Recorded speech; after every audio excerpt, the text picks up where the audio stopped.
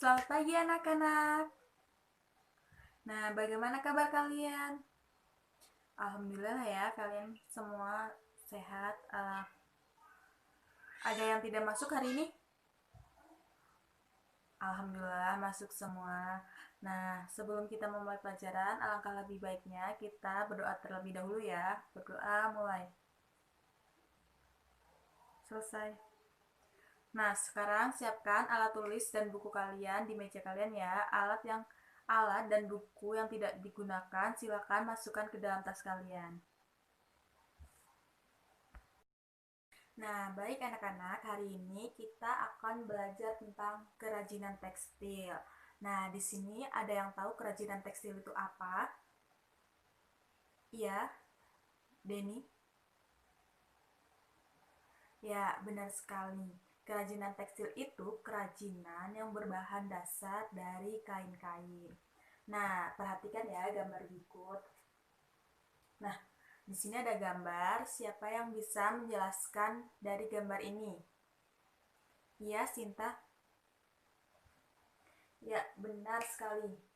Gambar tersebut merupakan kerajinan tekstil dari bahan batik atau kain-kain perca yang dikreasikan menjadi barang-barang yang bisa digunakan sehari-hari.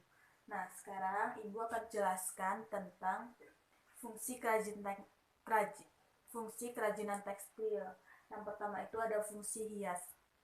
Nah, fungsi hias itu sendiri merupakan uh, kerajinan yang dibuat semata-mata untuk hiasan saja. Contohnya batik yang ditempel pada dinding bisa.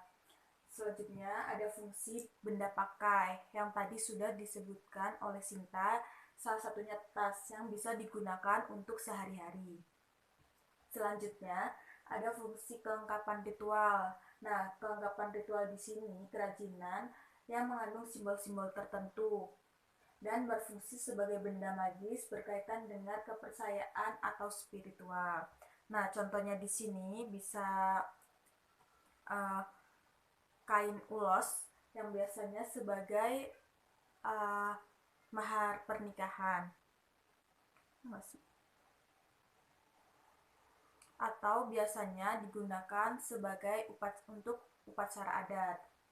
Selanjutnya ada fungsi simbolik. Nah, fungsi simbolik ini sendiri kerajinan tekstil tradisional sebagai hiasan berfungsi melambangkan hal tertentu yang berfungsi dengan nilai spiritual. Nah, di sini bisa ada yang menyebutkan fungsi simbolik itu apa saja?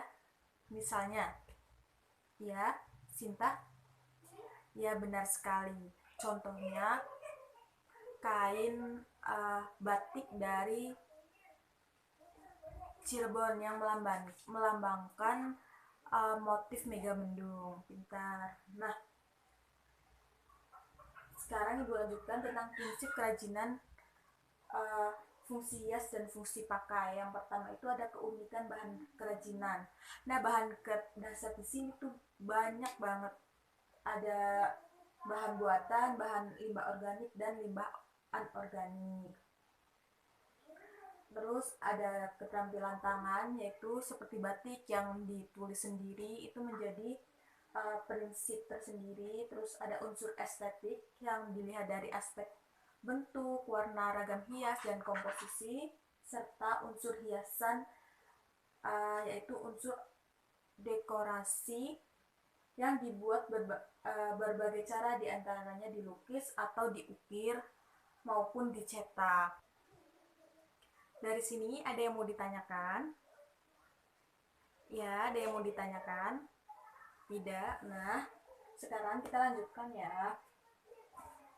Teknik pembuatan kerajinan tekstil. Nah, teknik pembuatan kerajinan tekstil sendiri itu ada dua. Yang pertama itu ada struktural teknik. Struktural adalah susunan dari garis, bentuk, warna, dan tekstur dari suatu kerajinan yang dibentuk dari bahan dan disesuaikan dengan tekniknya. Contohnya, pembuatan tas dengan benang wol. Itu dibuat dengan teknik kerajut. Nah, yang kedua itu ada dekoratif teknik, yaitu sentuhan atau perlakuan yang diberikan pada permukaan busana atau suatu produk dengan memberikan efek visual yang untuk memperindah penampilan. Nah, contohnya bisa kita membuat hiasan pada tas kain dengan memberikan sulaman pita. Dari sini paham? Ya, ada yang mau ditanyakan? Cukup, oke. Ibu akan menjelaskan yang terakhir itu ada proses produksi kerajinan tekstil. Nah, setiap produk pasti memiliki proses yang berbeda. Contohnya pada yang bisa kalian baca pada buku kalian, yaitu ada tapestri, batik, sulam, dan teknik aplikasi. Pasti memiliki perbedaan bahan, alat, dan cara pembuatannya.